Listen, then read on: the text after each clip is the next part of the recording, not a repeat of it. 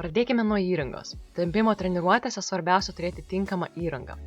Taip išvengsite šuns diskomforto ir net traumų. Šuo turi turėti patogius ir sportui pritaikytus pakinktus, su nepatogiais ir trinančiais šuo gali net nenorėti tempti, o blogiausiu atveju jie gali sukelti traumas. Šuo segamas prie troso, kuris baikžioringa disciplinoje yra 2,8 metrai ilgio. Prie dviračio trosas tvirtinamas prie dviračio rėmo arba vairo iškišos.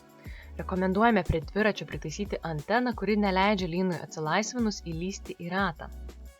Būtina turėti šalmą, to reikalauja ir visose varžybose.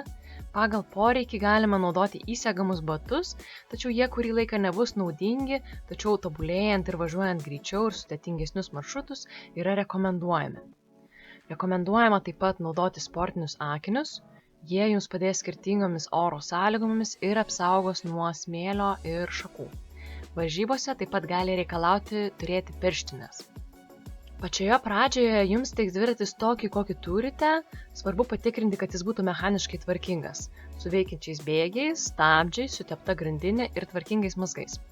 Paprastai disciplinoje naudojame MTB tipo dviračiai su įvairiomis komplektacijomis, kurios priklauso nuo trasos. Tačiau mėgėjiškam važiavimui užtenka nebrangaus MTB su priekinė amortizacija.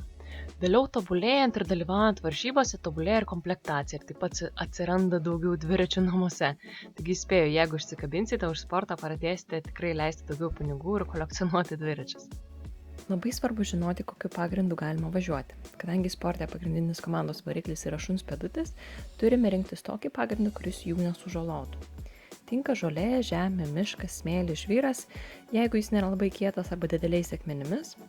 Visiškai netinka asfaltas ar kita itin kieta danga, kuri gali tiesiogiai žaloti pėdutes.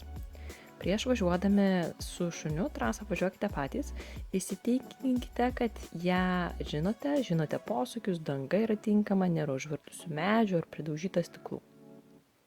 Planuokite treniruotės atsižvelgdami į oro temperatūrą. Treniruojantis pavasarį ir rudenį dažniausiai temperatūra būna pakankamai optimali, bet vasaros treniruotės svarbu neperkintyti šuns. Rinkitės vėsiausią dienos temperatūrą vakare arba anksti ryte. Šunys į temperatūrą reaguoja skirtingai. Vieni daug prasčiau pasirodo ir prie 15 laipsnių, kiti gali sportuoti ir iki 20 laipsnių. Prie didesnės temperatūros krūvis turi būti mažesnis ir atstumas gerokai trumpesnis. Taigi svarbu stebėti šuns savijautą bėgimo metu. Prieš sportuodami įsitikinkite, kad šuo pilnai apšilo. Kokios 10 minučių laisvo bėgiojimo yra visiškai pakankamas apšilimas. Kadangi jau apkalbėjome tinkamą įrangą, išsirinkome tinkamą treniruotėms vietą, galima pradėti šunelį pratinti prie pačio tempimo. Kaip šuo pratinamas prie tempimo, matote vaizdo medžiagoje. Pačioje pradžioje galite pradėti pratinti visai be dviračio, tiesiog bėgant iš paskos. Gyvenimu visiškai nėra diskomforto dėl pakinkto, tai tikrai galima bandyti kinkyti. Na, o tempimą iš kažkaip turite labai sunku ir filmuoti, ir presuoti. Skat, čiup! Yes, super, čiup! Čiup! Yes, super, wow! Šaunuolė tu, wow! Yes! Ajajaj! Bravo, šuo! Yes! Na, ir galima pradėti vedinėti komandas kažkokias. Lauk. Nu, yra kamuoliuko vergas, dėl to labai yra paprasta. Skati, čiupk! Go!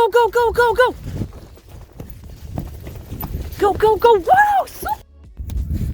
Labai gerai, jeigu šuo jau turi kažkokį bendrąjį paklusnumą, tiksliau tai turėtų būti reikalavimas sėdėt. Lauk. Mes norime pradėti visiškai ramius startus. Šuo ramioje pozicijoje. Lauk.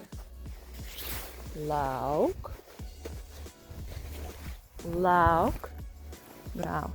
Super. Na ir tada pasirinkate savo starto komandą. Pavyzdžiui, pas jumis yra go! Ir jinai pilnu greičiu lekia. Čiupk! Wow, super! Šaunuolė. Yes! Yes! Antras ar kažkelintas etapas būtų dar sudėtingesnis, kadangi jinai turi bėgti be jokio aiškaus tikslo, tiesiog kai jau supranta komanda, ką reiškia go, go, go, ji turi tiesiog bėgti, kol šeimininkas ją sustabdys. Skadi, go, go, go! Ir jinai lekia. Komanda, stop! Super, wow! Šaunuolė, bravo! Tu šaunuolė, bravo! Tai gali būti visiškai trumpi atstumai, tiesiog šuo turi pajausti, kad jis tempia ir kad yra komandos, kurios reikalauja ją bėgti visų greičių ir staigiai sustoti. Yes, super. Dar prieš treniruojantį su dviračiu rekomenduojame pripratinti šunį prie pačio dviračio, kad jisai įsitikinti, kad jisai žino visus garsus, nebijo vaizdo, judesio ir taip toliau. Galite pasivažinėti šiek tiek su dviračiu bėgančiu šalia arba su pavadėliu. Pripratinus prie tempimo galima pereiti prie treniruočių. Rekomenduojame pradėti po truputį ir didinti atstumą iš lėto. Pradėkite pavyzdžiui nuo 500 metrų, tada pereikite prie 1 kilometro ir tada pereikite prie 1,5 kilometro. Tada galima vėl sumažinti kilometrų skaičių ir tada vėl padidinti. Lietuvoje varžybose atstumas dažniausiai būna iki 4 km, kitų šalių varžybose atstumai šiek tiek didesni iki 5-7 km.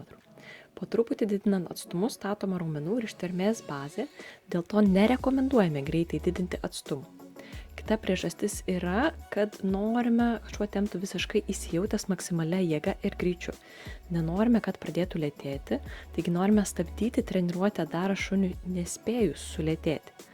Taip pratinsime, kad šuo turi įdėti 100% jėgos ir greičio visose treniruotėse, kad ir koks bebūtų atstumas. Dėl tos pačios priežasties šuns pakinktus dedame tik prieš pat treniruotę. Norime sukurti asociaciją, kad pakinkti reiškia darbą, taigi jie naudojami tik treniruotės metu, o po treniruotės iš karto nuimami. Treniruotės gali būti skirtingų tipų. Ištvermės treniruotės, kai minama minimaliai, todėl palaikomas žemas vidutinis greitis, koncentruojama iš šuns ištvermę, galima daryti ilgesnės distancijas. Greičio treniruotės palaikomas didesnis vidutinis greitis nei įprasta, šeimininkas padeda šuniui minimu. Greičio intervalai tai trumpi maksimalaus greičio intervalai, kurie yra matuojami atstumu arba laiku. Žinoma, pačioje pradžioje jums svarbu užtikrinti, kad tiek šuniui, tiek šeimininkui treniruotės tiesiog teikia džiaugsmą. Siekiant tam tikrų užsibrėžtų tikslų, galima pradėti treniruotės planuoti į priekį, kombinuojant skirtingus metodus. Pavyzdžiui, vieną daryti greičio treniruotę, kitą ištvermės, o sekančią intervalus. Svarbu paminėti 2 dalykus. Tai važiuojant nuokalnę gali tekti pristabdyti, nes tikslas yra visada turėti įtemptą trosą, o važiuojant įkalnę padėti šuniui minant, nes tai gali būti tiesiog per sunku. Pradžioje gali reikėti startuoti su asistentu, kol tiek šeimininkas, tiek šuo išmoks starto komandas. O startuojama taip. Šuo dviračio priekyje, trosas įtemptas bent minimaliai, žmogus pasiruošęs dviračio, nuspaudęs stabdžius, kad per anksti neišjudėti. Po komandos go, go, go, start, ready ar 3-2-1 šuo startuoja maksimaliu greičiu. Važiuojant trasoje naudinga šunį išmokinti posūkių komandas. Dažniausiai naudojamos komandos į kairę, į dešinę ir tiesiai. Na, o komandai naudojami arba angliški terminai left, right arba tarptautiniai HRG, bet komandos naudojamos yra tokios, kokios yra patogios šeimininkui ir lengvai atskiriamos šuniui. Mokomos komandos ne vien važiuojant dviračiu, jas galima pritaikyti kasdieninėme gyvenime, pavyzdžiui, einant miško keliu ir jam išsišakojus, sakyti posūkio komandą, kol galiausiai šuo supras. Geriausia, jei šuo žino posūkių komandas prieš pradedant važiuoti didesniu tempu ir trasoje, kur yra posūkių. Dėl nesusikalbėjimo šuo gali pasukti į kitą kelią, sustoti ar ne iš tos pusės prabėgti pro medį ir visais tais atvejais be greitos šeimininko reakcijos gali įvykti avarija. Treniruotėse gerai turėti GPS ar spidometrą. GPS padėtų susigauti greitai važiuojant, kada ir kur sukti, kol dar nepažįstate trasos arba važiuojate naują trasą. Pačioje pradžioje, kol šuo nemoka posūkių komandų, pasirinkite trasas ir atkarpas, kur nėra jokių posūkių, taip savo palengvinsite gyvenime. O spidometras svarbu siekti esamą ir vidutinį greitį, dalinti su kitais, analizuoti, planuoti ir lenktyniauti. Trasoje tai gali būti daug dirgiklių – dviračiai, mašinos, žmonės, šunys, kiti gyvūnai. Taigi saugiausias būdas sutikus dirgiklį yra sustoti, prasilenkti ir vėl startuoti. Taip tikrai išvengsite traumų. Na, o su patyrimu galima pabandyti ir apsilenkti tiesiog važiuojant. Apvažiavus ratą ar numatytą atstumą duodame komandą šuniui sustoti. Komandą pasirinkite jums ir šuniui paprastą ir suprantamą. Po treniruotės šunį apdovanojame. Tai gali būti dėmesys, žaislai ar žaidimai su šeimininku. Po treniruotės taip pat neleidžiame šuniui atsigulti, turime vaikščioti ir pasiūlyti atsigerti vandens, iki šuns kvėpavimas normalizuojasi. Visada treniruotėje būtina turėti pakankamai vandens, vėliau po intensyvių treniruočių galima naudoti specialius atsistatymo gėrimus. Šuns atsistatymui po treniruotės taip pat rekomenduojame pašerti ne vėliau nei po 40 minučių po treniruotės. Po treniruotės taip pat šuniui reikalingas poilsis. Rekomenduojame treniruotis bent 2 kartus per savaitę, o norint tobulėti, sėkmingai dalyvauti varžybose, rekomenduojame šunį treniruoti 3 kartus per savaitę. Taip pat duodant laiko pailsėti po treniruočių. Na ir sumuojant, 5 svarbiausi dalykai, kuriuos būtina atsiminti. Tai 1. Negalima baikdžiorinti ant kietų paviršių. 2. Pasirenkama šuniui tinkama įranga. 3. Negalima perkaitinti šuns. 4. Apšilimas ir atvėsimas yra būtina. 5. Planuoti atstumus protingai, geriau mažiau nei per daug.